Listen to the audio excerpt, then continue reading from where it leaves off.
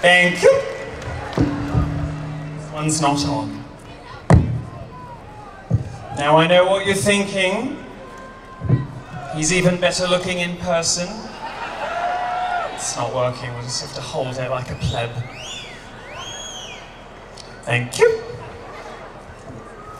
Now I may have been away for a while. I've been in America being really, really, really famous.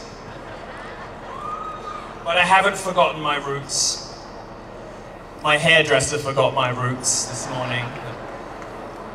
I haven't forgotten my roots, which is why I splashed out $4,000 on this Turnbull and Astor jacket for you. Now I shouldn't crow about money. Some of you will have read. I've had some financial difficulties recently. See the coverage about that? It's been a very humbling experience. I like to say I'm between billionaires at the moment. No, but it's been awful.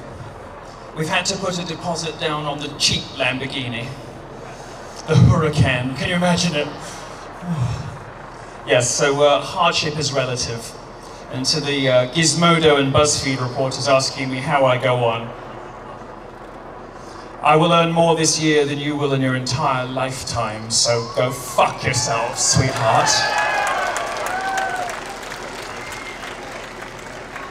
Now, this is lovely, but it's also very hot, so give me a second.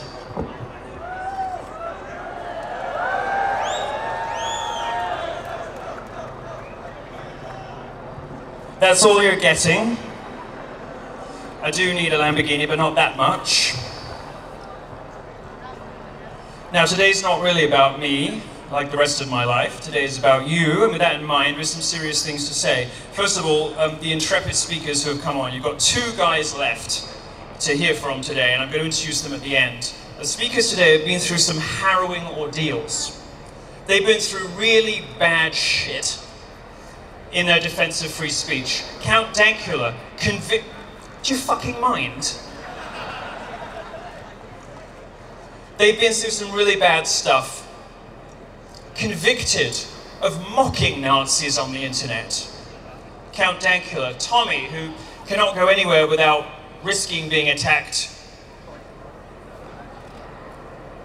Almost everybody who you'll hear from today has risked something. I too have risked something. I flew here in economy class. I know, you don't have to tell me. Next to some corpulent, snoring mother. Gavin McInnes, fired from every company he's ever started. Even I can't claim that. Now, you've shown courage in being here. You've risked opprobrium, you've risked censure, but you're braving the ridicule and the lies. Congratulations to you. You should be proud of being here, because showing up is no mean feat in the current environment.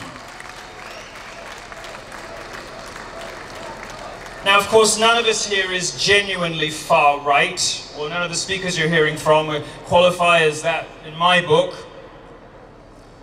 I'm glad you weren't put off by the name-calling in the press. For instance, I, as a gay half-Jew with a black husband, am, according to BuzzFeed, the closest thing to David Duke in journalism. I would never join the KKK. Mostly because things really don't show off your figure, and also because I'd have to get a sort of seasonal membership, since wearing white after Labor Day would get me even more ostracized from gay public life than I already am. And there's the whole I don't hate black people thing. Now, since the fake news media are here in abundance, let me address, and I hate to talk about myself, and I promise we'll get onto the good stuff in a minute, but let me address a few of the allegations, because I know it can be tough being a Milo fan sometimes. First of all, they call me an Islamophobe. Well, they couldn't be more wrong. Muslims and I have lots in common. We both think women should be never seen and never heard. We both throw massive tantrums when we don't get adequately coddled. And a Friday afternoon, I too can be found in a room full of sweaty, hairy men with my ass in the air, ululating in ecstasy. So you see, we have more in common than divides us. They say I hate women. Well, so do other women.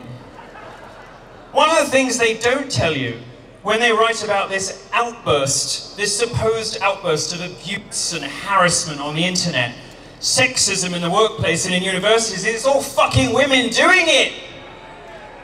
It's other girls, they forget to mention that. 9 times out of 10, when a woman is called a bitch, it's another girl doing it, or it's me. When I want to insult a woman, I do it to her face, or I do it from a stage.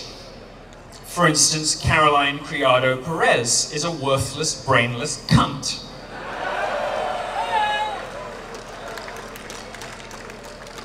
Another one they say all the time, transphobe. Well, they've got me there. I must admit it, but aren't we all really? I don't think transphobic's the best word for it, really, because I'm less scared of them than I am amused by the bad wigs and how thin-skinned they are. They call me anti-Semitic, despite the fact that my mother is Jewish, and the only thing that I say about the Jews is I think it's great we run everything. And that we can control the weather. I mean, look. Did you see that adorable little dreadlocked lawmaker from Chicago? He's currently in trouble because he got caught on video saying that the weather was manipulated by the Rothschilds. I wish someone had told me. What do you do? Can someone tell me, are there any Jews here? Are there any Jews? Yes, plenty of Jews. Do I just do the Doctor Strange thing and wish for it?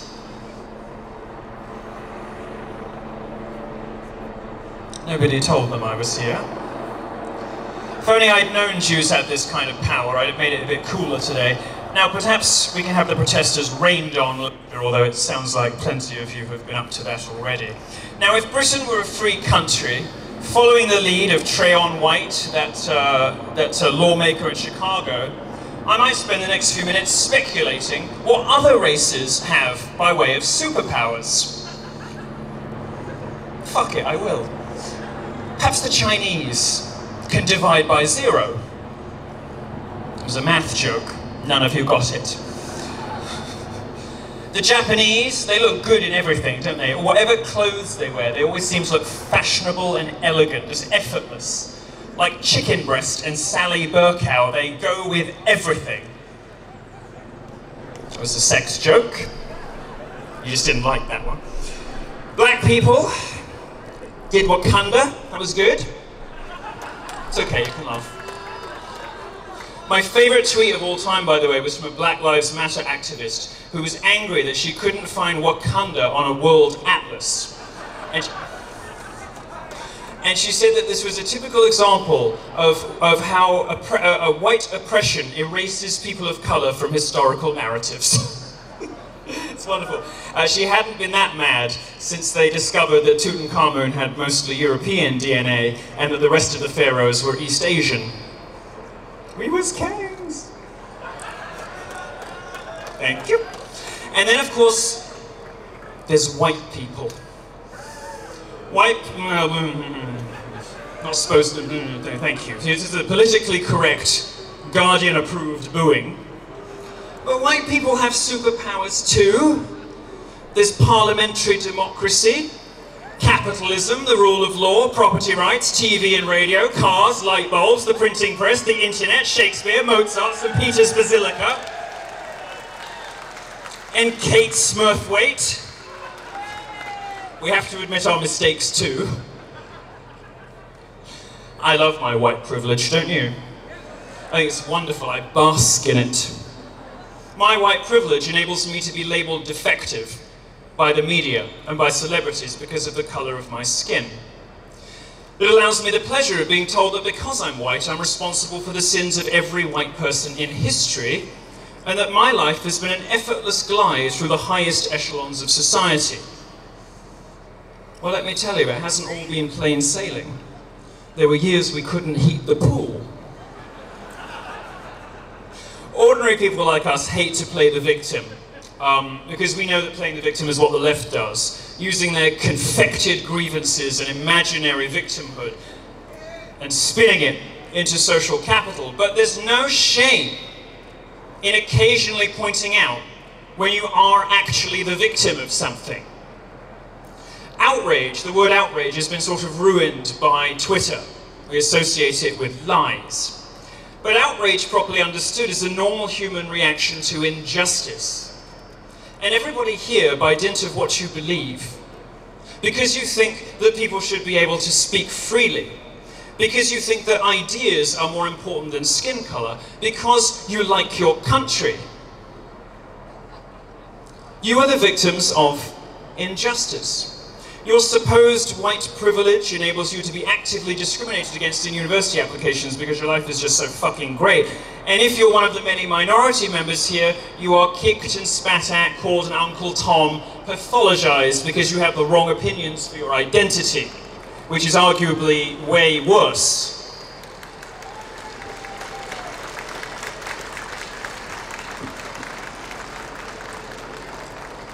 If you've ever heard me called self-loathing, it's only true around Christmas when I put on a few extra pounds. But really it's an attempt to pathologize. What they're trying to do is give me a disease, a brain disease. They're saying, if you believe something other than I do, you must be ill, and you must especially be sick because you're gay and you're supposed to be with us. Now, quite honestly, I don't care much about race, and I don't spend a lot of time thinking about it. But talk to those boys, those white working class boys who are failing at school, whose literacy rates are through the floor, who cannot get an education or even a job, about white privilege. Talk to the young girls of Rotherham or Telford about white privilege.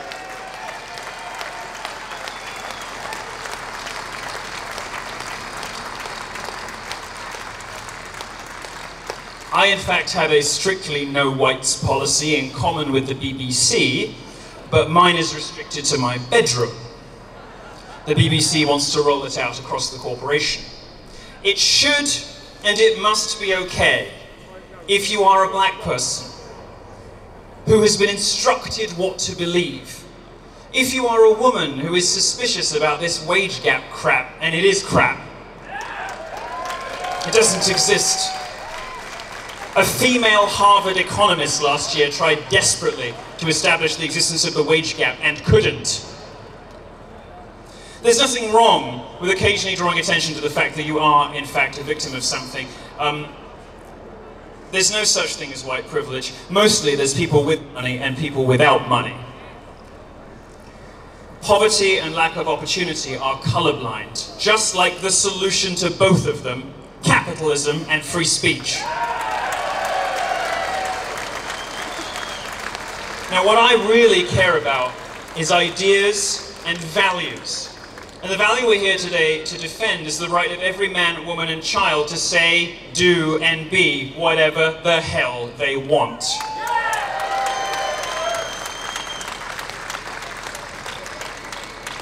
This is your moment. This is your Woodstock. This is the thing that nobody ever thought could happen.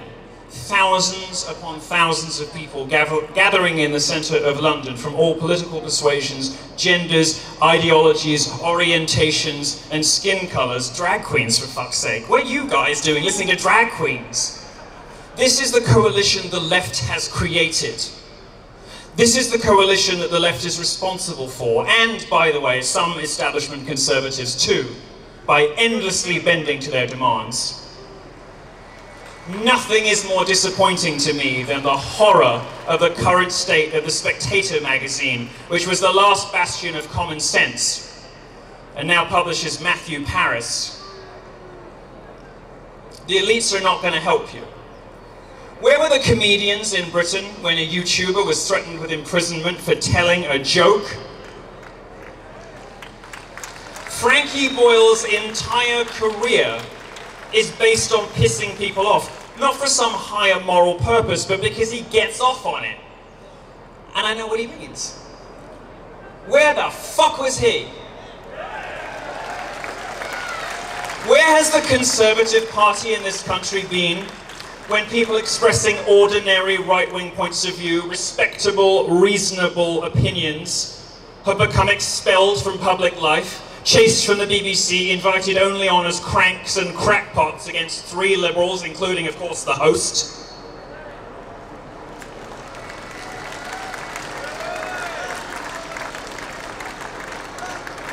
But the people of this country are behind you.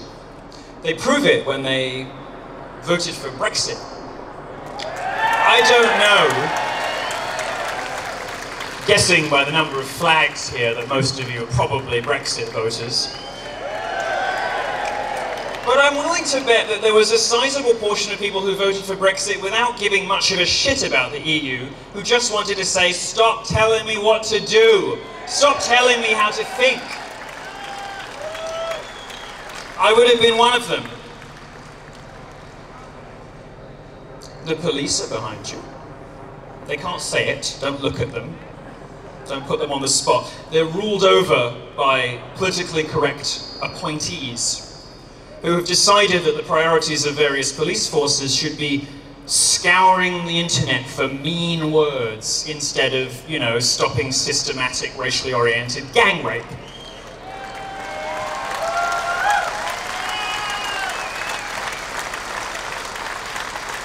Of course, the army and the armed forces are heroes, people who fight for our freedoms while watching. Can you imagine coming home from Iraq or Afghanistan and seeing the freedoms that you have put yourself literally on the firing line to protect unravel day by day? Because conservatives who should be standing up for us, Tories and journalists who should be maintaining our freedoms, have utterly capitulated to the progressive left. No more.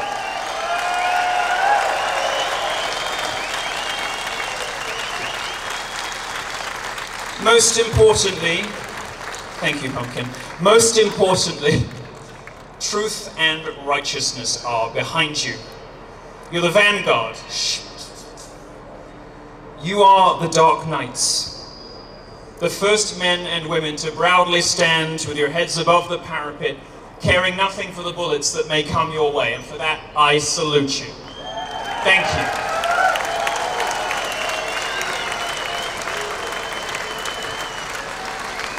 Defending free expression is not, by the way, code for permitting racism.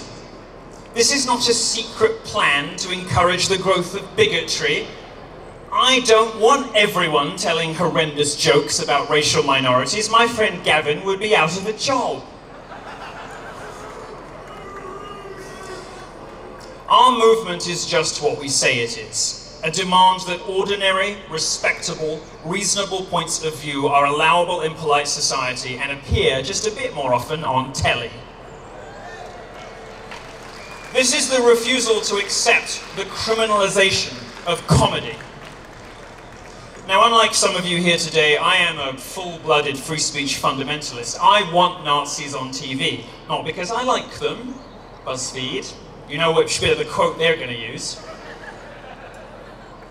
but because I believe that good ideas and bad ideas deserve to duke it out. Because I am a classical liberal, I believe J.S. Mill when he tells us that if we don't rigorously and regularly defend our ideas and our ideology, we lose them. They become dead dogmas. We don't know why we believe them anymore. And because I saw what happened when Nick Griffin went on Question Time, I saw what happened when in many instances, you know, in America, when genuine racists, people who actually think that someone should be expelled from a country or shouldn't have the vote or isn't as morally significant because of the color of their skin. And I don't know anyone like that. I would probably have met them by now. When those people are exposed to the harsh light of day, I believe that sunlight is the best disinfectant. I want everyone, no matter what they believe, no matter how batshit feminist or unpleasantly racist they are, I want them to be heard, because that is the only way I believe that a civilized society progresses.